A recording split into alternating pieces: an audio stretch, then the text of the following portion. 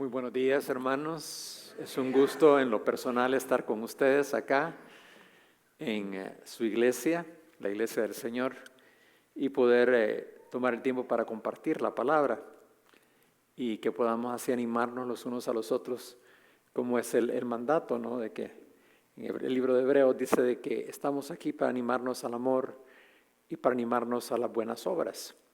Y de eso es lo que voy a hablar en esta mañana. Porque me han encomendado un pasaje de la Escritura. Entiendo que ustedes han estado estudiando el libro de Santiago, ¿cierto o no? Ah, muy bien. Entonces, el pasaje que me dieron está en Santiago. Pensé yo que ustedes venían en forma pues progresiva en el libro de Santiago, pero porque el tema que me han dado es sobre la fe y las obras. Y algo que me ha llamado la atención en este tema, primeramente el concepto de fe. A veces cuando hablamos de fe lo hacemos de una forma tan etérea, tan por arriba, ¿no? Que como que no es algo concreto, no es algo que podemos vivir, que podemos aplicar a nuestro diario actuar. Y en el pasaje que vamos a estudiar ahora nos vamos a dar cuenta de que eso no es la fe. La fe realmente es algo muy práctico y vivo. Es algo que experimentamos o podemos vivir cada día desde nuestro hogar, nuestras relaciones con nuestros seres más amados en el hogar, como en nuestro trabajo, como en nuestro medio, en nuestra comunidad o en el mundo entero. Así que vamos a entrar en el libro de Santiago. Quiero llevarlos al capítulo número 2, por favor. Yo sé que el tiempo corre, hay tanto que hablar y me hubiera gustado hablar un poquito de mí, de quién soy, pero para otro día lo vamos a dejar, Nando. Así que el pastor me dijo, en otro día vamos a tomar café juntos para conocernos más, porque realmente no nos conocemos, lo conozco de referencia, pero no lo conozco en todo su esplendor. Me tomaría quizás algunos años en conocer eso, ¿verdad? Pero el primer principio que quiero dejar es el principio de que la fe que agrada a Dios es la fe que se expresa en buenas obras. Una fe que agrada a Dios es una fe que se expresa en buenas obras. Allá en Santiago capítulo 2, versículo del 14 al 16, dice lo siguiente. Si gustan, pónganse de pie, que les gusta hacer ejercicio. Aquí el pastor los levanta, los sienta, así que yo también los voy a levantar. Leamos todos juntos, aunque esa es la versión Reina Valera, si es la misma que tengo yo, está muy bien. Leamos del versículo 14 al versículo 17. Al contar 3, 1, 2 y 3. Hermanos míos, ¿de qué aprovechará si alguno dice que tiene fe y no tiene obras? ¿Podrá la fe salvarle? Y si un hermano o una hermana están desnudos y tienen necesidad del mantenimiento de cada día, y alguno de vosotros les dice, id en paz, calentaos y saciaos, pero no les dais las cosas que son necesarias para el cuerpo, ¿de qué aprovecha? Así también la fe, si no tiene obras, es muerta en sí misma. Pueden sentarse. Ese versículo 17 es un versículo interesante porque de la misma manera en que el versículo 17 termina, así también la fe, si no tiene obras, es muerta en sí misma. Es la misma manera que el versículo 20 termina. Mas quieres saber, oh hombre vano, que la fe sin obras es muerta. Y luego al llegar al versículo 26 tiene la misma expresión el escritor. Porque como el cuerpo sin espíritu está muerto, así también la fe sin obras está muerta. Entonces la fe debe ser expresada en buenas obras. Eso es lo que Dios quiere de nosotros. Y el versículo primero que hemos leído está hablando a la comunidad de hermanos. Muchos de los comentaristas que estaba leyendo dice de que eran hermanos en Cristo que estaban esparcidos de trasfondo judío, que habían creído, pero que estaban esparcidos por muchos lugares. Posiblemente guerras, posiblemente hambrunas, posiblemente situaciones difíciles de terremotos, como lo estamos viendo en el mundo de hoy. Los tiempos no han cambiado. Estaban ellos viviendo en diferentes localidades y a ellos se está refiriendo el libro de Santiago. Y hay instrucciones muy específicas en cuanto al comportamiento del cristiano en esos lugares extranjeros donde estaban viviendo. Nosotros en muchas maneras podemos identificarnos con ellos. Somos extranjeros viviendo en un país extranjero. Pero al mismo tiempo, la Biblia nos dice de que todos somos extranjeros y peregrinos una vez venimos a Cristo, ¿no? Porque ya nuestra nacionalidad o nuestra identificación ya no está mucho con nuestra identidad sobre la tierra, sino que está en los cielos donde esperamos a nuestro Salvador. Esos son los valores a los cuales Dios nos llama, los valores del reino de Dios, valores mucho más altos que simplemente los valores sobre esta tierra. Entonces está hablando, hermanos míos, ¿de qué aprovechará si alguno dice que tiene fe y no tiene obras? Es una buena pregunta. ¿De qué aprovecha? Porque la fe es para vivir, nos está diciendo. La fe es aplicable. La fe es para expresarse. ¿Podrá la fe salvarle? ¿O podríamos decir, ¿será una fe esta falsa? ¿Una fe que no se expresa? ¿Una fe que no tiene vida? ¿Una fe que no se le ve fruto? Y si un hermano, dice el versículo 15, o una hermana, están desnudos y tienen necesidad del mantenimiento de cada día, y alguno de vosotros les dice, id, vayan en paz, caliéntense, sáciense, pero no les da las cosas que son necesarias para el cuerpo, ¿de qué aprovecha? Esta comparación es bien curiosa, ¿no? Porque dice que la fe que aprovecha, la fe que verdadera fe es una fe que se ejercita. Y la ilustración que nos pone está muy clara. Una persona con necesidad, nosotros la vemos a diario. Antes no era así en este país, pero hoy día sí es así. Conocemos de personas con necesidad. Vemos a la persona que no tiene hogar cuando vamos en el carro y paramos y lo vemos pidiendo en las calles. Sabemos de niños que están con problemas también, que no tienen un hogar, que están en hogares fosters, que le llaman, hogares padres que los tienen por un periodo, porque no hay hogares fijos para ellos. Conocemos de personas con necesidades. Los bancos de comida, como nunca antes, están pidiendo ayuda, porque hay gente que no tiene que comer. En este país, dirán ustedes, ¿cómo es posible eso? La verdad es que el mundo está lleno de esto el día de hoy. Se habla de más de 20 millones de refugiados que están moviéndose de un lugar a otro en la actualidad.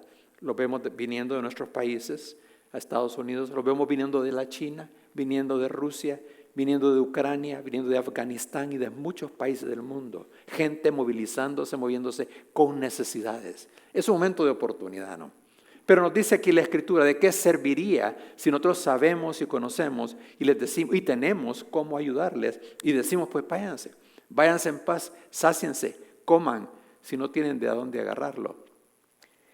Esa es la analogía que nos está poniendo, la comparación que nos está poniendo cuando una persona realmente no tiene fe, actúa de esa manera. Pero una fe viva es la fe que entonces provee para las necesidades de aquellos que están en necesidad. Así también la fe, dice, si no tiene obras, está muerta en sí misma.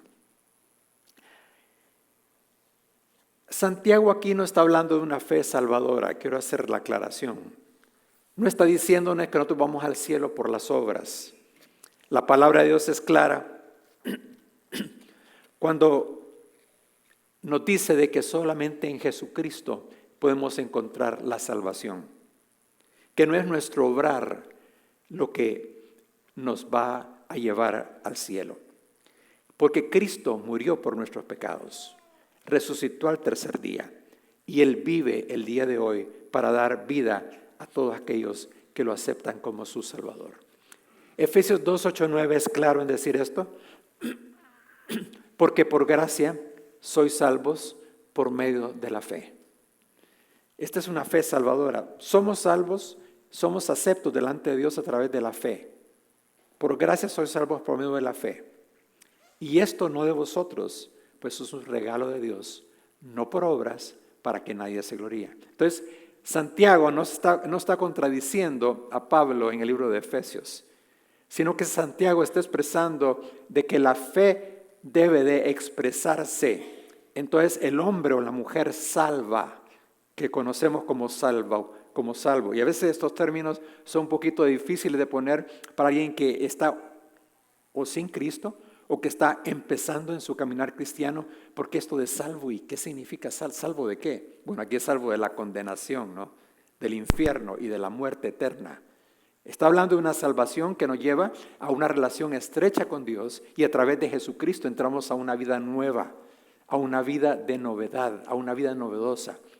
Algunas personas me dicen que la vida cristiana es aburrida. Yo les digo que la verdadera vida cristiana no tiene ni una gota, ni un pelo de aburrida. Es la aventura más grande a la cual usted puede entrar. Porque es una vida llena de propósito, abundante de reto. No es nada fácil.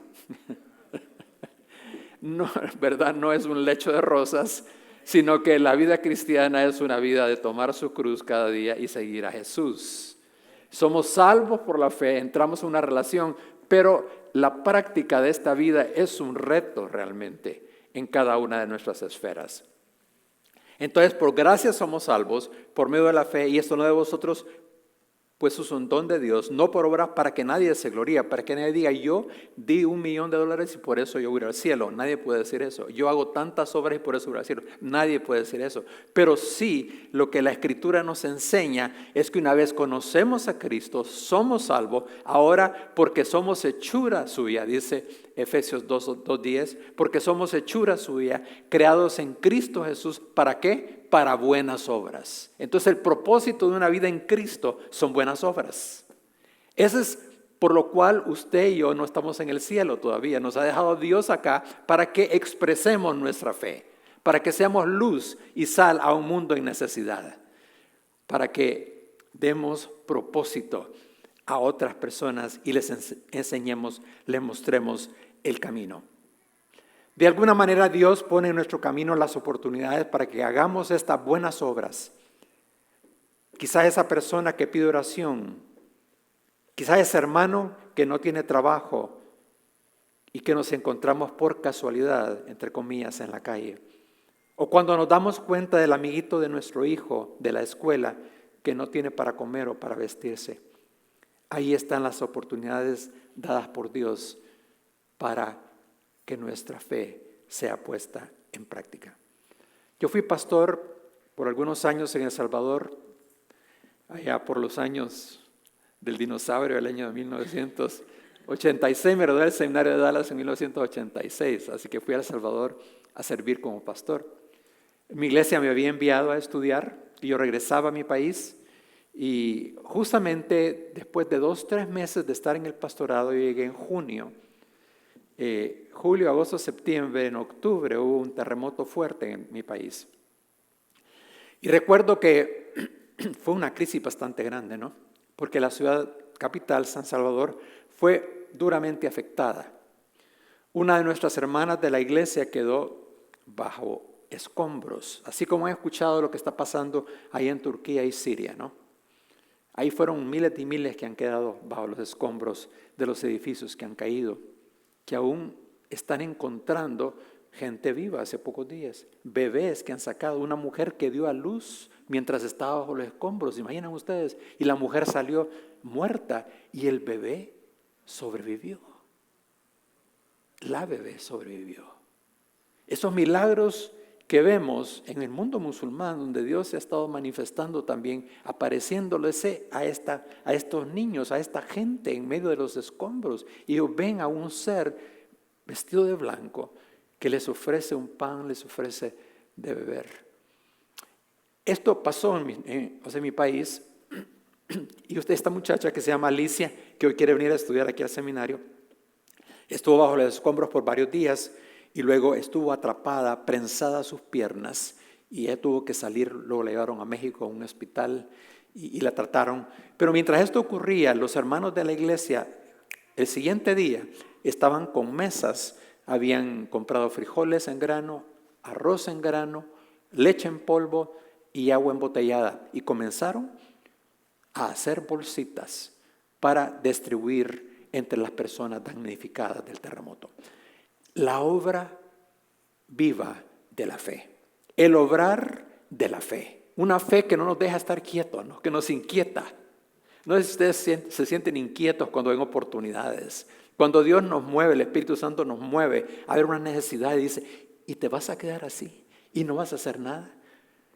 Yo creo que por lo menos debemos de orar y decirle, Señor, ¿qué puedo hacer? Yo no puedo solventar todos los problemas del mundo, pero por lo menos puedo mandar $10. Puedo dar un pan, puedo dar una palabra de aliento, puedo hacer que otros conozcan de la situación y puedan ofrendar. Fue curioso esta semana porque me llegan las noticias de Turquía. Estuvimos nosotros sirviendo en Turquía 16 años como misioneros con mi esposa. Tuvimos ese gran privilegio. Y al darnos cuenta de esta situación, claro, hemos estado en comunión con los hermanos, en comunicación con ellos, qué es lo que está pasando allá. Pero nos llegó una información, y aquí lo tiro también, tal vez Dios puede tocar el corazón de alguno de ustedes. Y bueno, yo de la información de estas casitas que están, estas casitas temporales prefabricadas que están colocando en diferentes lugares y las personas pueden apropiarlas, pueden ser parte de su propiedad. Hay donantes, personas que están dando dinero para ellas y cada casita, son mini casas, valen $1,000. Y ahora están haciendo dúplex, casas pegaditas, donde las personas tal vez no tienen ni baño, pero tienen un lugar donde pueden dormir, porque están en los escombros y la zona esta donde fue el terremoto es una zona muy fría, están bajo cero. Así que la gente está en las calles, la gente no tiene a dónde vivir, porque son cientos y cientos de edificios que se han venido. Entonces, nada más lloré y yo mandé, sin un deseo de buscar fondos, mandé la comunicación que me había llegado sobre estas casitas que están haciendo y algunos inodoros portátiles también que están poniendo. Y entonces me escribe un hermano, otro maestro del seminario, y me dice, mira, José, ¿a dónde puedo mandar $1,000? Yo le dije, bueno, qué bueno, ¿verdad? Gracias a Dios. ¿Por qué? Porque Dios nos ha dado una fe, hermanos, si es una fe. Y ahí tenemos que nosotros quizás preguntar al Espíritu Santo, Señor, ¿realmente conozco yo tu nombre? Porque el Espíritu Santo no nos deja quietos cuando conocemos a Jesús y vemos las situaciones. Algo tenemos que hacer, una oración tenemos que brindar, un apoyo tenemos que dar, una palabra. Pues en ese tiempo recibí también del terremoto en El Salvador, recibí a una visita a una hermana de la iglesia que estaba recién convertida, cuyo nombre era Tere. Tere llegó como madre soltera a los pies del Señor. Su marido la había abandonado con una bebé. Y cuando llegó a la iglesia ella se entregó. Y tenía como un año quizás de estar llegando a la iglesia durante la época del terremoto y se me acerca y me dice, hermano, aquí tengo una cuna. Ya mi bebé no la usa y la cuna puede ser usada para ayudar a alguien, a un damnificado, a una persona que no tenga. Y yo sabía que Tere no tenía ni empleo. Y le digo, Tere, usted la necesita. ¿Por qué no la vende? ¿Por qué no saca provecho de la cuna? Porque estaba bonita la cuna. Saque provecho de la cuna, le digo, y se ayuda a usted misma. Y me dijo estas palabras que están conmigo hasta el día de hoy. Me dijo, hermano, no da el que tiene, da el que quiere. Y ese es, creo yo, el entendimiento que nos está dando aquí el escritor sagrado. Una fe debe de expresarse en forma viva, a través de obras, de buenas obras. Si no, cuestionémonos qué tipo de fe tenemos. El segundo principio que vamos a encontrar aquí cerca de la fe es el principio de que la fe con las obras no tienen contrariedad. La fe y las obras van de la mano. Miren ahí los siguientes versículos del pasaje. Versículo 18 al versículo 20. Y vamos a leerlo de nuevo, todos juntos, para que no se me duerman. Dice, sin embargo, alguno dirá, tú tienes fe y yo tengo obras. Muéstrame tu fe sin tus obras y yo te mostraré mi fe por mis obras. Tú crees que Dios es uno, bien haces. También los demonios creen y tiemblan. Mas quieres saber, hombre vano, que la fe sin obras es muerta. No sé qué versión será esta. Es Nueva Versión Internacional y ahí dice Reina Valera 1960. No hay problema. El entendimiento es el mismo. Pareciera repetitivo lo que está diciendo aquí el escritor sagrado, pero él enfatiza la relación de la fe con las obras. Y parece de que el pasaje va dirigido a una insistencia que había. Miren lo que dice el versículo 20, es interesante. Cuando nos fijamos en las palabritas de la Escritura, dice, mas quieres saber, hombre vano, que la fe sin obras es muerta. Es posible que había alguna insistencia de alguien, es decir, mire, pero mi fe es mi fe, yo soy persona de fe. Y entonces aquí el escritor le dice, en alguna otra versión dice, hombre tonto o persona tonta. Porque pareciera de que hubiera una insistencia de que la fe está divorciada de las obras. Y así lo inicia, pero alguno dirá, tú tienes fe y yo tengo obras. Y él le dice, muéstrame tu fe sin tus obras y yo te mostraré mi fe por mis obras. Curioso, ¿no? Que no es muéstrame sin obras tu fe, sino que yo por mis obras te voy a mostrar que tengo fe. Pero yo puedo decir que tengo fe, pero si no tengo obras realmente no hay nada. Pero yo por mis obras te puedo mostrar mi fe. O sea que no hay un divorcio. Obras y fe van de la mano. Esto ha sido una tensión a través de los siglos dentro de los teólogos, que algunos hablan enfatizan la fe, otros enfatizan las obras. Pero aquí creo que nos pone en un balance bíblico el autor diciéndonos la fe, que es una fe verdadera, se va a manifestar en obras y no hay contradicción, que yo puedo mostrarte a través de mis obras mi fe.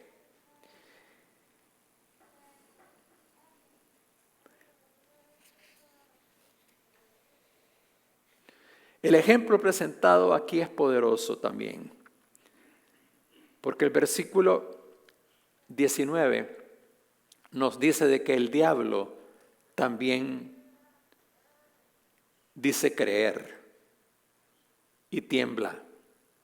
Pero les quiero preguntar a ustedes, ¿tiene el diablo fe? ¿Es el diablo un ente de fe? ¿O los demonios? Porque creen en Dios. Aquí dice la Escritura, también el demonio cree que Dios es uno. O sea, doctrinalmente el demonio anda bien. Conoce la Escritura. Ustedes recuerdan la experiencia de Jesucristo cuando fue tentado. Y cómo Satanás le menciona vez tras vez versículos de la Biblia. Entonces, el diablo conoce la Biblia muy bien, pero no la conoce, pero no la interpreta bien. La usa a su ventaja, ¿no?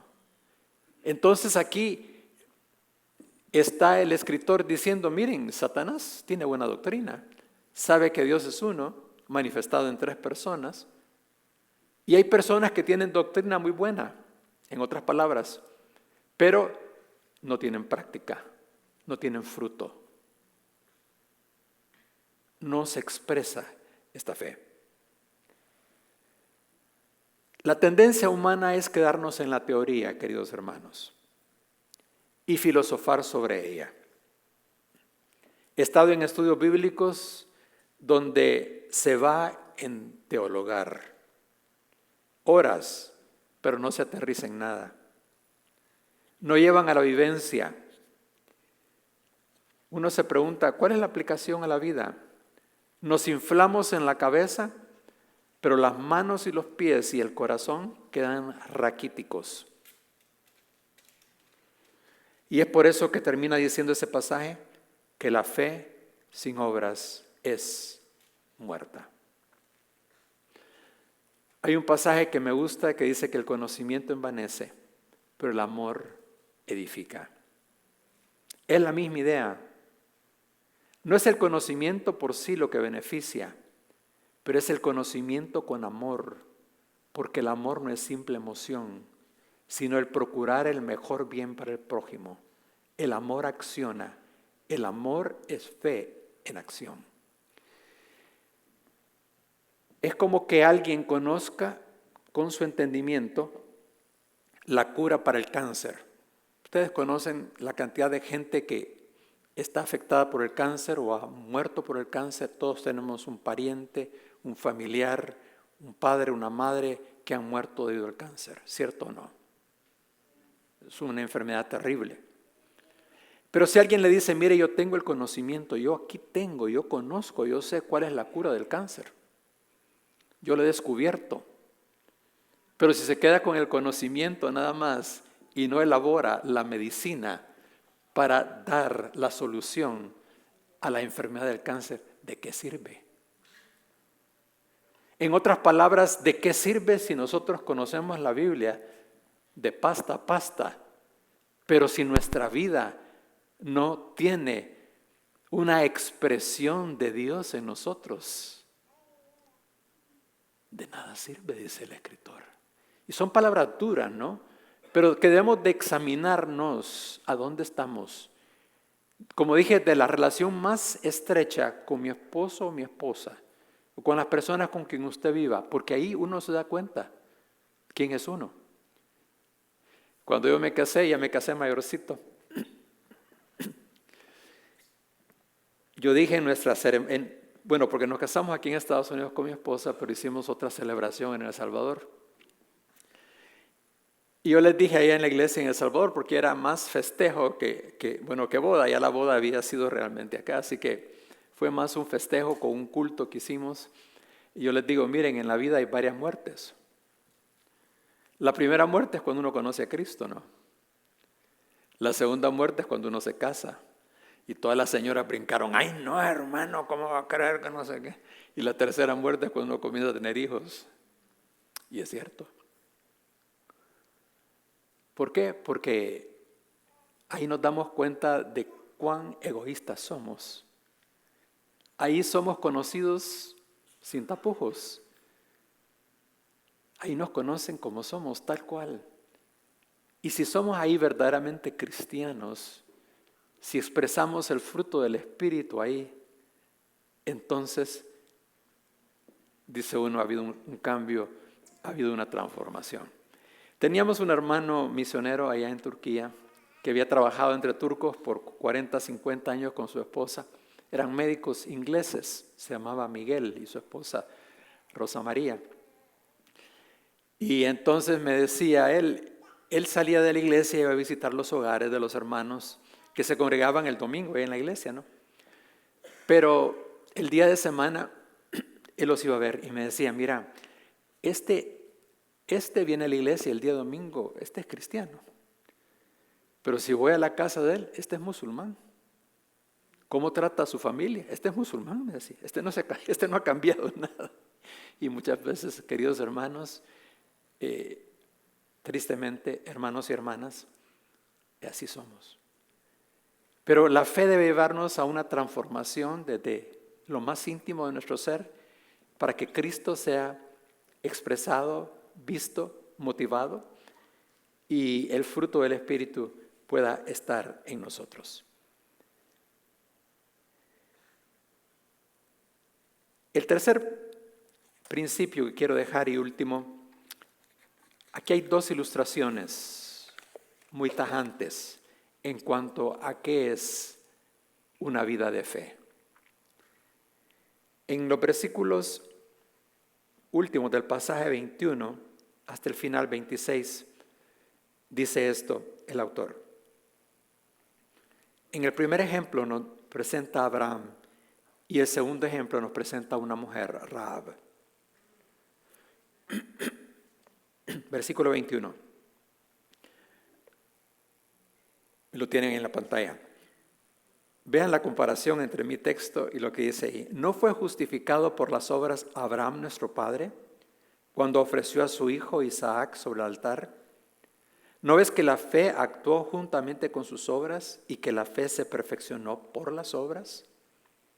Y se cumplió la escritura que dice, Abraham creyó a Dios y le fue contado por justicia y fue llamado amigo de Dios. Vosotros veis, pues, que el hombre es justificado por las obras y no solamente por la fe. Asimismo, segundo ejemplo, también Rahab, la ramera, ¿no fue justificada por obras cuando recibió a los mensajeros y los envió por otro camino? Porque como el cuerpo sin espíritu está muerto, así también la fe sin obras está muerta. El primer ejemplo es el ejemplo del padre Abraham, del patriarca Abraham, conocido para muchas de las regiones del mundo como el padre de la fe. Es el ejemplo nuestro. Y mire lo que dice aquí el autor. ¿No fue justificado por las obras Abraham nuestro padre? En otras palabras, ¿no fue la expresión de su fe la que se muestra a través de sus obras y por ello fue justificado? Cuando ofreció a su hijo Isaac sobre el altar. Ahora, les pregunto a ustedes, ¿ofreció Abraham a su hijo Isaac en el altar realmente? ¿Lo ofreció o no lo ofreció? Conocen la historia de Abraham, ¿no?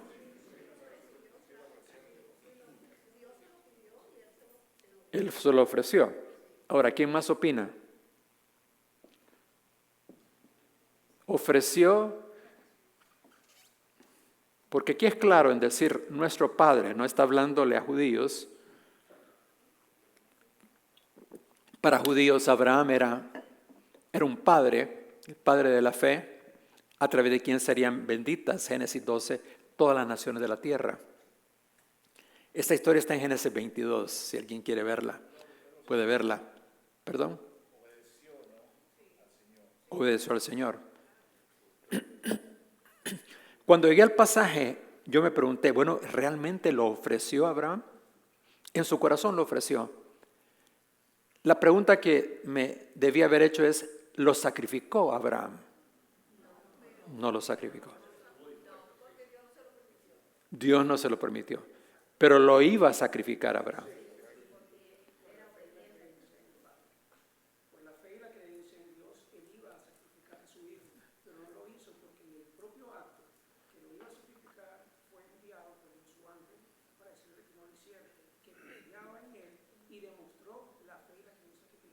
Muy bien.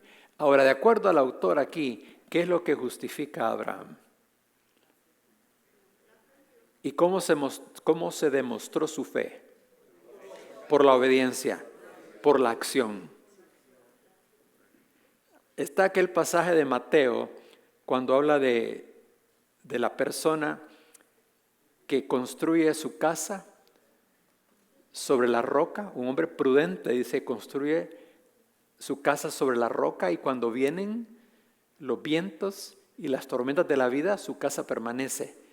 Pero el imprudente, el no obediente, ese que construye su casa sobre la arena. Abraham no solo dijo creer, sino que actuó en su creencia.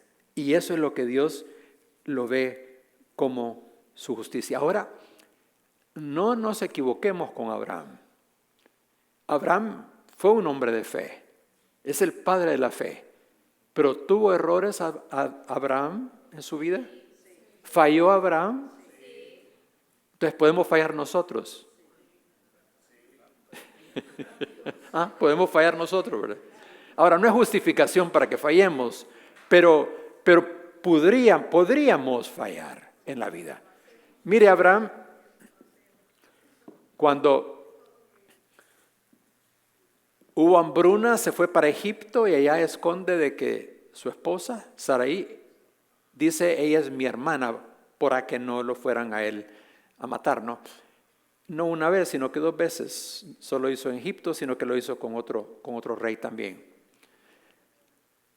Más sin embargo, la fe de Abraham es reconocida a través de la Biblia.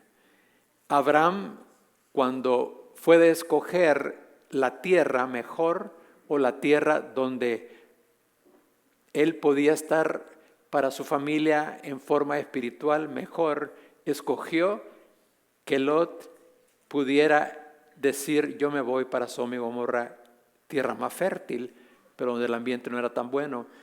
Abraham escogió estar en un lugar más difícil en cuanto a la calidad de la tierra, pero un lugar donde su familia iba a crecer en el temor de Dios. La fe de Abraham lo llevó a obrar en forma bastante agradable a Dios. Luego, Abraham falló cuando su esposa Sara le dice: toma a la sierva, toma a Agar, la esclava. ¿Se imaginan ustedes? Es una historia bastante dura para una mujer, ¿no? Para esta mujer que era la sierva, que la agarraran como juguete y se la dieran a su amo para que tuviera una relación con el amo y pudiera dar prole, porque Sara entendía que por ahí venía quizás la promesa de Dios, ya que ella era estéril. Y Abraham se va con ese jueguito, no sé si enojado o no enojado, ¿verdad? O contento de que iba a poder estar con la sierva, pero se fue con el jueguito. Ahí falló Abraham. Pero vemos también a Abraham siendo un hombre de fe, y esto es lo que le reconoce Dios acá. Cuando Dios le dice: da a tu hijo, versículo 21, ofrece a tu hijo sobre el altar. Y queridos hermanos, fueron días, y si ustedes van al pasaje ese del capítulo 22, hay momentos que como que agarran el corazón, pareciera una telenovela, ¿no? Mexicana, de esas dramáticas, porque dice de que se levantó después de que Dios le dice que prueba su corazón. Probó Dios el corazón de Abraham, dice el primer versículo del capítulo 22. Y Dios prueba nuestros corazones, queridos hermanos, que hay en nosotros. Y Dios ve lo que hay en nuestro interior, conoce, Él lo conoce, pero también los prueba para que vayamos creciendo y madurando. No somos perfectos, lo hemos visto en Abraham, pero podemos ir en un desarrollo como lo fue Abraham. Entonces, le manda que sacrifique a su hijo. Él se levanta muy de mañana, dice, va con el asno, va con 2 siervos, y entonces van con la leña, van con el fuego, y el muchacho se lleva a su hijo, a Isaac. Cuando llegan cerca de Moria, el monte de Moria, deja a sus siervos, deja el asno, toma la leña, toma el fuego y toma el cuchillo. Y ese momento muy emotivo, cuando el hijo Isaac le dice: mira, papá, está la leña, está el fuego, pero ¿a dónde está el cordero? ¿A dónde está el sacrificio? ¿Se imaginan lo que Abraham habrá sentido? Y Abraham le dice: Dios se proveerá. Curioso, ¿verdad? Dios se proveerá del sacrificio. Sale, va con su hijo, arma el altar, pone la leña, y cuando amarra al muchacho, bueno, yo hubiera dicho: mira, Señor, ya es suficiente, ¿verdad? Esto se fue demasiado lejos. Y va a agarrar el cuchillo y va a degollar al muchacho cuando el ángel viene y lo para. Y le dice: Abraham, ya conozco que tú eres un hombre que ha obedecido, un hombre de acción. Pero queridos hermanos, ustedes que son padres, como yo lo soy, ¿cuántos de ustedes hubieran hecho eso, de haber llegado hasta ese momento?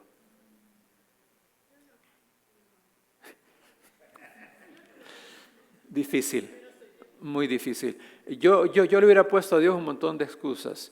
Y una de ellas: hermana querida, yo estoy con usted. Yo le hubiera dicho: los dioses paganos son los que exigen el sacrificio de los hijos. Pero tú te conozco mejor, Señor. ¿Cómo puedes pedirme a mí que yo entregue a mi hijo de esa manera?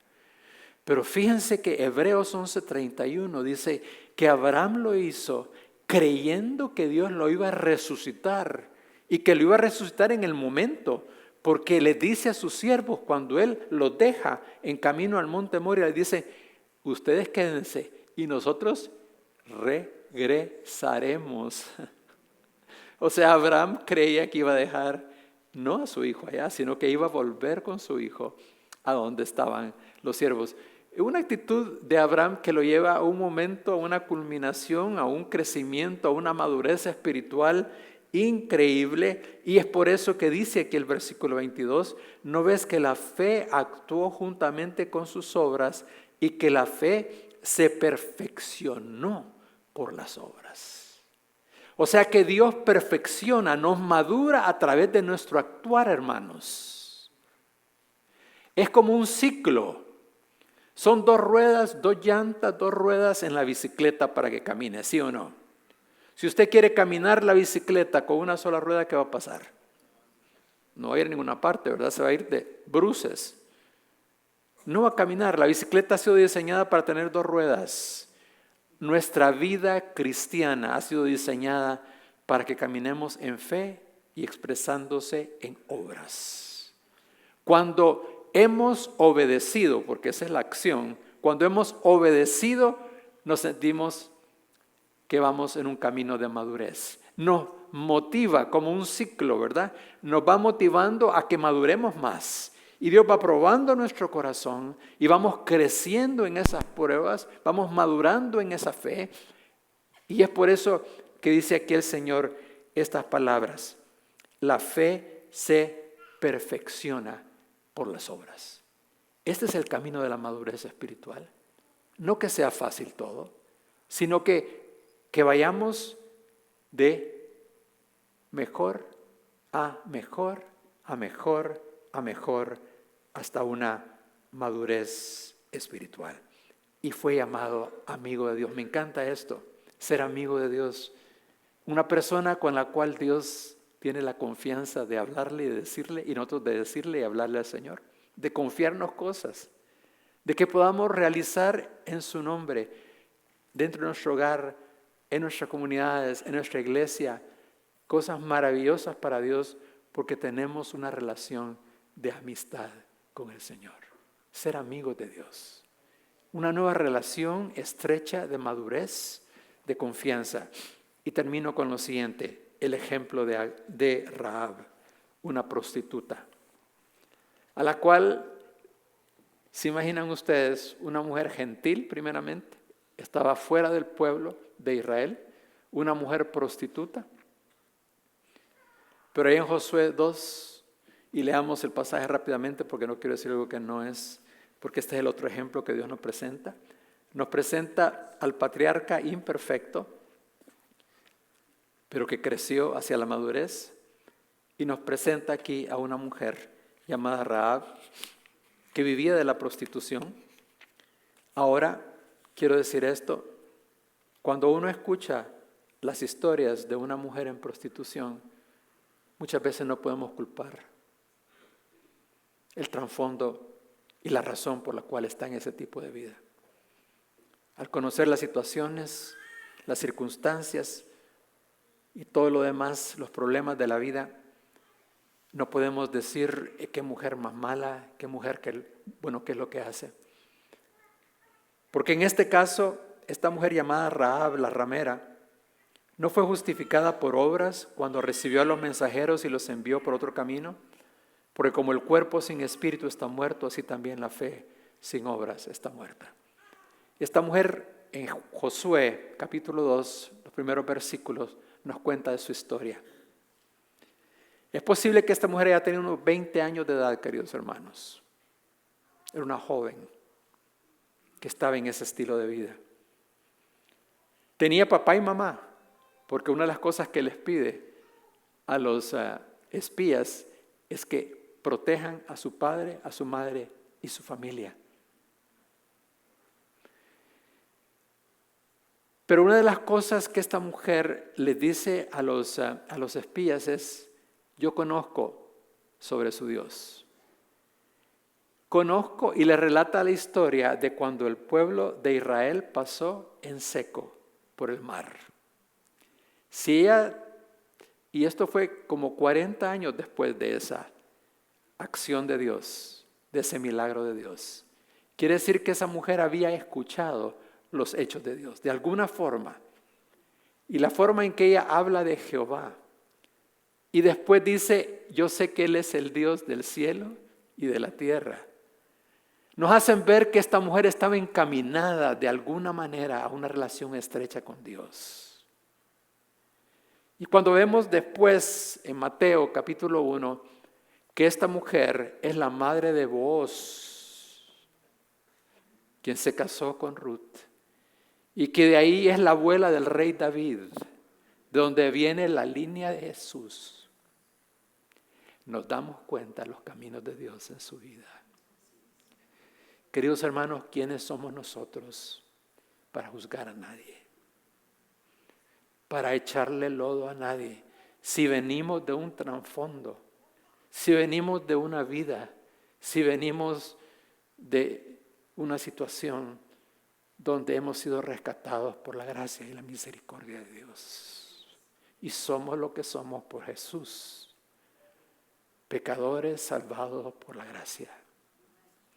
Pero Dios nos llama, en virtud de eso, a vivir una vida que le glorifique, que muestre las bondades de aquel que nos llamó de las tinieblas a su luz admirable. Esta es la fe. Es una fe que obra, es una fe viva, es una fe que le cree a Dios. Es una fe que camina, como dice Hebreos capítulo 11, que la fe es la certeza de lo que se espera, la convicción de lo que no se ve, y que sin fe es imposible agradar a Dios. Como cristianos verdaderos debemos de vivir en la dimensión del servicio y el amor a otros, porque ese es el llamamiento con el cual estamos sobre esta tierra. Vamos a orar. Padre nuestro, te damos gracias en esta hora por tu amor y por tu misericordia que hasta aquí nos ha traído. Gracias, Señor, por la vida tan llena en Jesús que podemos experimentar. Gracias porque cada uno conoce las profundidades de su pecado en el pasado. Y muchas veces aún el día de hoy, como que nos cuesta reconocer el favor y la misericordia y la gracia tan grande. Y nos cuesta aceptarnos a nosotros mismos. Pero gracias que tú, Señor, a pesar de nuestras dudas, de nuestra imperfección, como lo fue con Abraham o como lo fue con Rahab, nos has aceptado en el amado, dice tu palabra, y nos has hecho tus hijos, y te gozas en nosotros, y nos ves con ojos de amor, de aceptación, de cariño, de respeto. Nos has dado dignidad y nos has dado un nombre especial. Señor, si hubiera aquí alguien que no ha conocido a la persona de tu Hijo Jesucristo, no le ha entregado su corazón aún, oramos que en esta hora tú toques su corazón, que tú hables a su vida, Señor, que las palabras de Jesús, yo soy el camino, la verdad y la vida, y nadie viene al Padre si no es por medio de mí, puedan calar profundamente en su corazón. Señor, bendice esta iglesia, bendice al hermano Nando, su esposa, el ministerio de los diferentes hermanos, y que cada uno acá pueda ser un testigo, un discípulo tuyo, donde quiera que se encuentre. Lo pedimos en el nombre de Cristo Jesús. Amén y amén.